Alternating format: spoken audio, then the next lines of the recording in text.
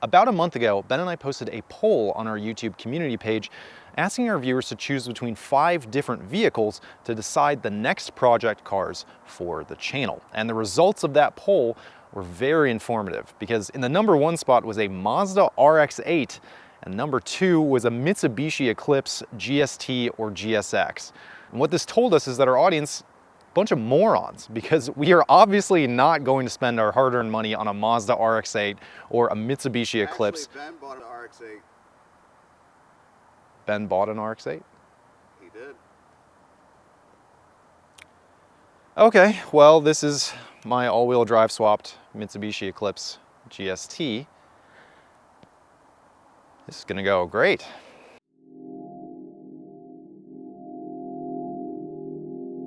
If you thought me buying a RX-7 was a bad idea, if you thought me buying a Suzuki Cappuccino was a bad idea, if you thought me buying any of the cars that I bought on the channel was a bad idea, this takes the cake. Famously unreliable for various reasons, most significant of which probably being that it's a Mitsubishi. This is a 1999 Mitsubishi Eclipse GST. If you don't know much about these old DSMs, you could get an Eclipse, you could get a Talon, you could get, early on for the first gen, you could get a Laser from Plymouth. That is obviously a defunct brand, as well as Eagle, as well basically as Mitsubishi in the US, go figure. They offered the Mitsubishi in a GST or a GSX in this second gen.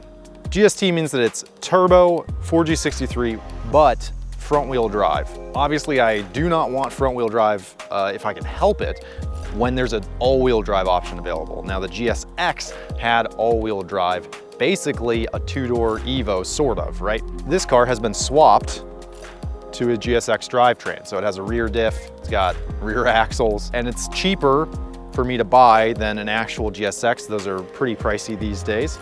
Obviously, it's in great condition on the exterior. The paint is flawless. The visuals were a big selling point for me. I looked at several of these Eclipses prior to buying this one, which gives you an idea, you know, this was the nicest one that I came across of all the ones that I looked at.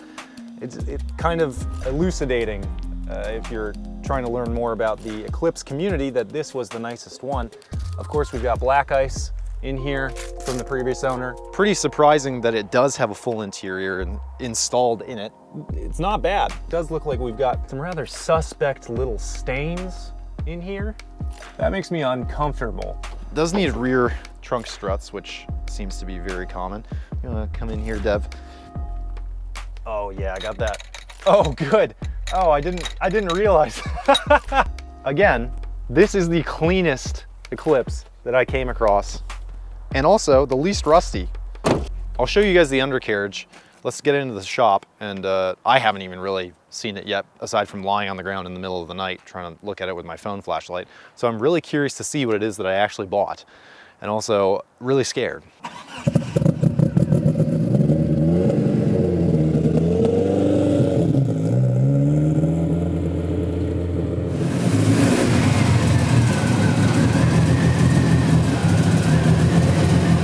So the highest horsepower car that I've ever had on the channel was my Evo, and that only ever made about 450 horsepower. And ever since that broke and has been in my garage, and I've been working on the MR2 and the S2000, a lot of people are in the comments saying, come on, bring back the high horsepower content. Like, let's have some interesting cars on the channel. Apparently on YouTube, cars are not interesting if they're actually being developed and refined and raced. They're only interesting if they make a bunch of horsepower. So you'll probably like the Eclipse if you had comments like that, because if you take a look at that turbo right there, that is a GT35R. Car will probably make decent horsepower, but I don't want to jump to that immediately because it doesn't even have a wideband O2 sensor on it. For some reason, the car was built and then just some things were ignored. So it's not tuned and it does need to have a wideband installed before it can actually get tuned properly, obviously. I bought it at night, so I was laying on my side just looking for rust with my phone. It's got a bit of rust, I know, but let's put it up in the air and see exactly what it is that we're getting into. Mark was saying that he was excited to work on the car. Let's see if his excitement persists after we check out the underbody. my God. It's not the least rusty car I've ever bought. What happened? It is an all-wheel drive swap car. Somebody doesn't know how to weld. And I mean, like, I don't know how to weld. These are, what, self-tapping screws? This is very not good. We need to try and save this ASAP. This is all stuff that I wasn't really able to see. This I did see. Come around this way, Dev. This rocker rust. Every single Eclipse that I looked at had this. The diff is very, very wet. It could be leaking from this seal. This is pretty bad. You see this, Mark? Yeah, I was looking at that. That's unfortunate. Did he drive it? Yeah, I drove it. Oh. Yeah, I think he had like 1,000 miles on the engine. Wow, it's so wet. That makes me uncomfortable. That's leaking up there. What is it, the turbo feed? Yeah, the frame rail is It's smashed. smashed. Is that like a Mitsubishi thing? I don't know. So my Evo, when I got it, the frame rails were smashed back here. And then we looked at another one where the frame rail was smashed right underneath the driver Oh yeah, footwell. footwell. The rust is such a bummer. I think it's right on the edge of being a really big problem. I think it's salvageable. I'm not kidding. This is the least rust out of 4 Eclipses that I looked He's at. not kidding. Not kidding. I'm not kidding. I looked at one of them. Dude, there was one of them, like literally I could put my hand through the trunk. Okay, also, this is strange. How big do you think this exhaust is? 2.5? Yeah, 2.5. How does that make sense? Why would you put a f***ing giant turbo on it? This is a stock Evo exhaust size. The rear diff is 1/2 millimeter away from the exhaust. There's a hanger, and then it's like, psych. Actually, we're gonna use this hanger. I hope your tetanus shot is up to date. Yeah. All right, we're gonna need lots of hose. One is coolant going to turbo. Okay. New fitting for the drain line. What is it? The power steering. Lower control arm, inner bushings. Let's do an oil change. I guess seal, rear diff. Chip? No thank you. You want a little snack? I might want to go get another tetanus shot. Power steering rack, question mark? No, I'm not putting that down. We need a turbo filter. If you buy projects, like if you see a Facebook ad and somebody says, this car is built to be 600 horsepower capable. Here's another thing you need to order. Yeah, tires. Yeah. If it's $6 grand, you're gonna get something like this. I just implied that I paid $6,000 for this car, which is not true. I paid $6,500 for this eldritch horror of a vehicle, and that sounds absurd, which it is, but the engine was a big part of what made this seem to make sense. It is a 7-bolt 4G63, but it's built from top to bottom. Manley pistons, Eagle H-beam rods, ARP head studs, Brian Crower 268, 272 cams and valves, and of course, the big turbo. There's thousands of dollars in this build here, and it's all attached to this terrible looking all-wheel drive swapped car. So if this isn't a recipe for YouTube gold, then it is a recipe for my own financial ruin. I'm just gonna put wire wheel everything. I know that you also still need to tune it, so I'd kind of like to start by giving you a wideband. I already have, I've had this for a long time. I just ordered. Did you like know that you were gonna get an Eclipse one day? No. We are able to replace the narrow bands with a wide bands, And then the car has something called DSM Link, which is the tuning hardware and software that you need in order to tune these old DSM ECUs. That should be able to use the wideband and just emulate a narrowband functionality so that the car can run properly with the wideband and also still give us all the AFR readings that we need. Oh, wow. I was not expecting that. We could make it lighter. If it were a track car or a car I was trying to do time attack with or something, that would be one thing. But right now, I just was kind of curious about it. Dude, but the doors weigh like 500 pounds each. Let's do a compression test. Like, what? Yes. All these things are possible, Mark. Let's do a compression test really quick. They're 13/16. I've never had to use this one. Okay, let's see how the spark plugs look. Very rich.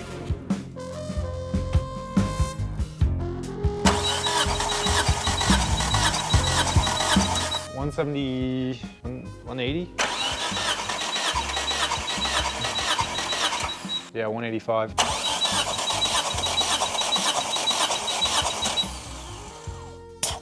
$180. This is some of the most even compression I've ever seen. So while Mark began his expedition into the previous owner's wiring hell, I took a trip to Advanced Auto to pick up some parts and tools I'd established already that we were gonna need. Gotta get a new oil filter, so we're gonna flush the oil and all that. And then a bunch of copper crush washers. Okay, so we just need plastic trim removal tools next.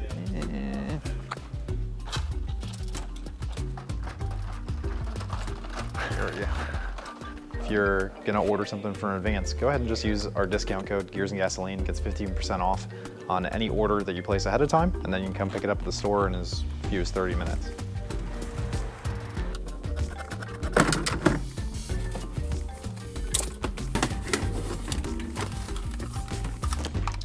First mod to the Eclipse, turbo timer out. So this is, of course, the tag that the previous owner put on the key. That seriously tracks with what I would expect with this car.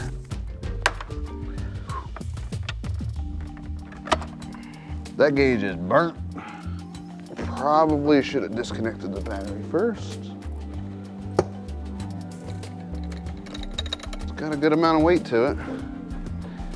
Carbon fiber. 1,000 pounds easily. Take the trunk off, take the doors off. You don't need them anyway.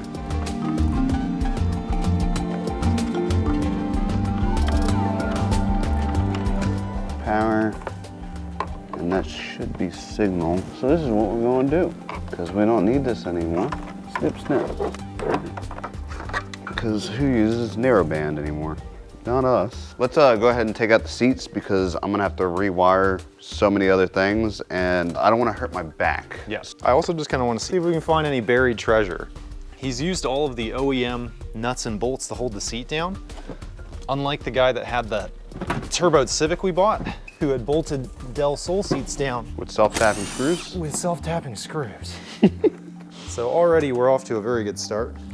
The interior is very nice. A penny and some stains I will take. All our receipts from the previous owner. Ugh. Nice, no surprises on the passenger side. So usually the buried treasure is underneath the driver's seat. This is a little sideways.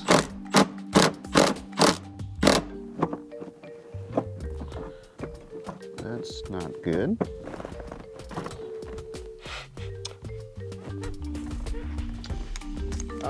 Yeah, we're gonna have to fix that. Oh my God.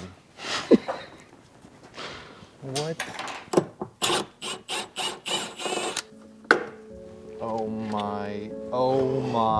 Oh my God, dude. Oh my God.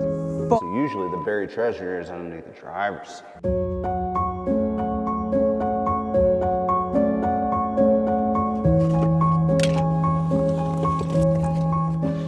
Just pull the, so that's the sound deadening.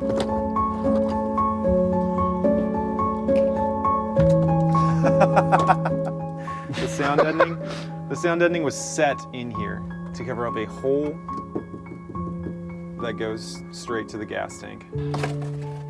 How do you get rust this bad under the seat? Why would you put, God, why don't you just try and fix this?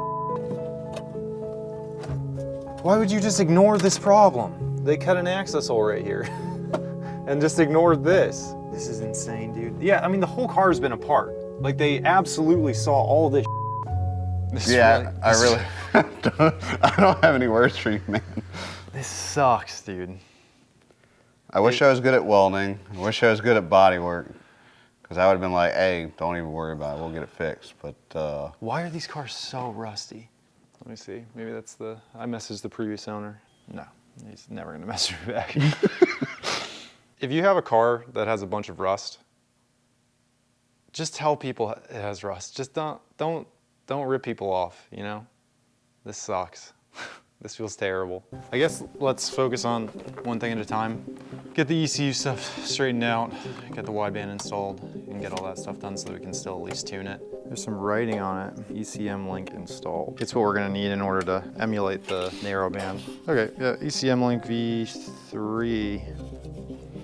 So that's what we need. I'm gonna go ahead and install this AEM wideband. Got a bunch of wires in it, so I might as well go ahead and clean up all the wires. Bad news with the rust, but still gotta just go ahead and focus on getting the car ready to get tuned on Monday.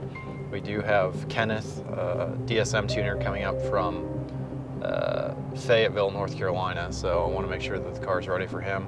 Since we're not aiming for very much horsepower, because I don't think that the car obviously is probably built well enough to handle very much horsepower, he requested a spark plug that would use on a more OEM Eclipse application. One really nice thing about Eclipses and these old 4G63s that I wasn't aware of is that the spark plugs are like $3.50. We're popping off the quote-unquote front O2, which is, I believe, the only O2. So this is the factory narrowband O2 sensor. This reads from 0 to 1 volts with 0.5 or half a volt being stoic, 14.7 to 1. This is a very vague reading of what's going on with our exhaust mixture. So this will not give us a very accurate reading of how rich or lean the engine is running. This is the AEM wideband sensor that we are replacing it with. Basically, this is going to run on a wider band of voltage than a narrow band, from 0 volts to 5 volts, and it'll be able to read a very specific number to us. So it will tell us that our car is running at 14.7 to 1 air-fuel ratio, or 10 to 1, or 20 to 1. And we have power. To tell us exactly how rich or lean our mixture is, which is going to be essential for accurately tuning the car. Yeah, the bung was welded onto a hole that's too small. So the bung is the right size, but the hole behind it is too small. That's awesome. I love working on this car. We have to take the exhaust off this downpipe in order to safely drill out that bung hole. I can't even take the V-band clamp off because the welds behind the V-band are so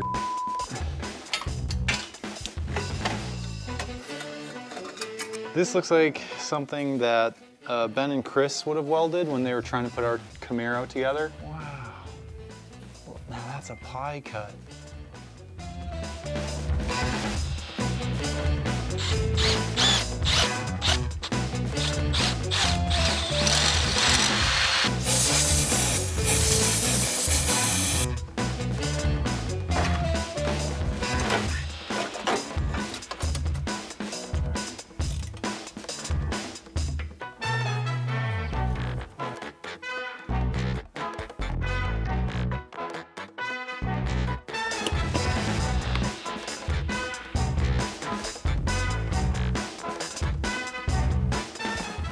Now we're trying to put the ECU back in. Is it getting hung up on something over there?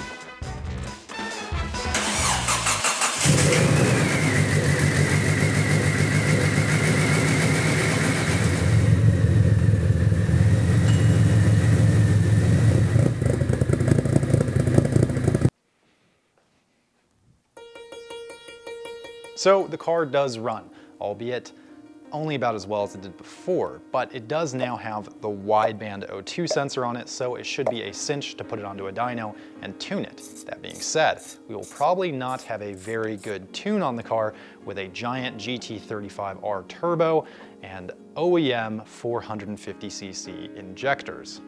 Luckily, I was able to find someone selling a set of ID 1700X injectors from Injector Dynamics. These are 1700cc injectors, only about 4 times as large as the OEM injectors, and these should be able to plug right in. They're actually out of an Evo 8. Someone was running them on a very high horsepower Evo 8. Actually, a guy named Ben, so go figure, it's a sign. So now I'm going to install these, but one thing that's important to note on all of these DSMs and Evos like mine is that they have an injector resistor box which only allows you to run low impedance injectors like the OEM units, and these are high impedance injectors or high Z injectors.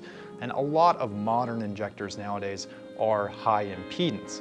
And it's a very simple fix. All we have to do is essentially delete that resistor box, and the car will be able to run very happily on high impedance injectors like these.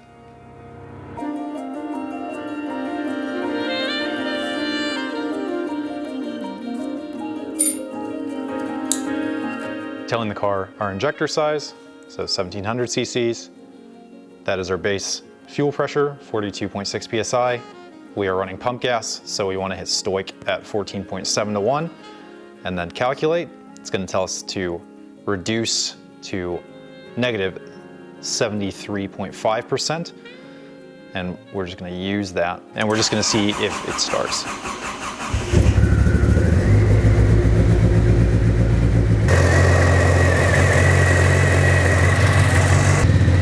So injectors are doing their thing. AFR is a little bit lean.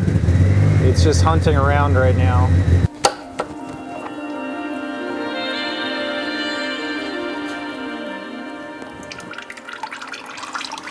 I did a safety oil change with my supplies from Advance just to cover all of my bases, and the next day it was time for our dyno appointment.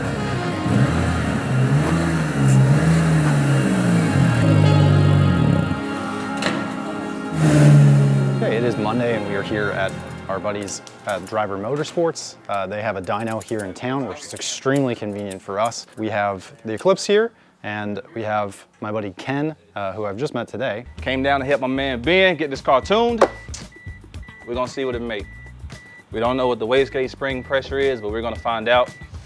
So looking forward to 600. Is that what it's gonna make, 600? No, it's not gonna make 600. Oh, okay. Found this morning that not only were the injectors stock, but also the fuel pump was stock, so we threw a little Walbro 255 in there, and now we are ready to get tuning.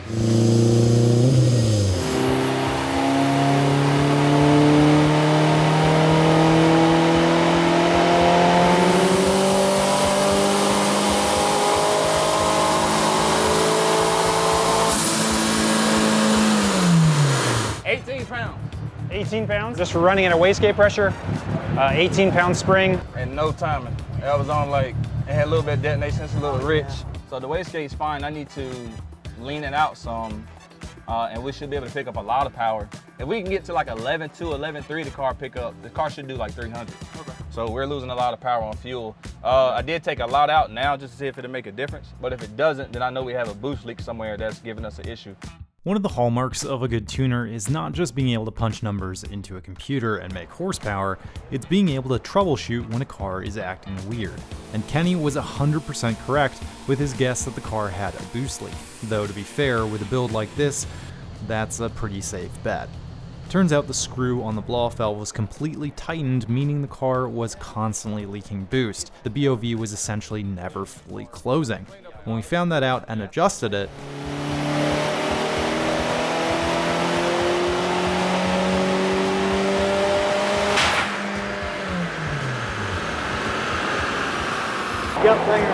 Intercooler pipe? Yeah. Thank God, I thought that. We need T-bolt clamps. It freak out. Hey, how much boost? 33. Wait, what? 33 pounds? 33 pounds of boost. 356. Is that right? So normally, yeah, so basically if you start with your base spring of like 14 PSI and then you add this one, whatever that number is, if it's a 5 pound, Yeah. that would give you like 19 pounds. He had these double stacked, and this is every spring that comes in the kit. Is that all that was in there? Yeah, that's Get out of there! So that's 29 pounds. Dude, what? On base pressure, yeah. the fact that the previous owner had 29 pounds of spring pressure in the wastegate explains to us why we managed to hit 33 pounds of boost on the last pull and blew the boost coupler. We removed the spring to leave us with 21 pounds in the wastegate and went for one last pull.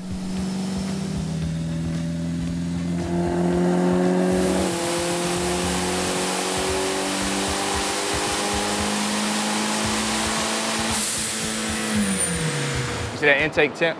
That's killing your power right there. Right. Almost 140 degrees of the air that's coming in. and you're losing a lot of power. You want to have that like in the 80s. The engine's working real hard because that bottleneck on that exhaust is kind of choking itself to an extent. And that's probably what's heating it up like that, to be honest with you. You know, we're fighting the engine at this point. You know what I mean? With the parts around it, so.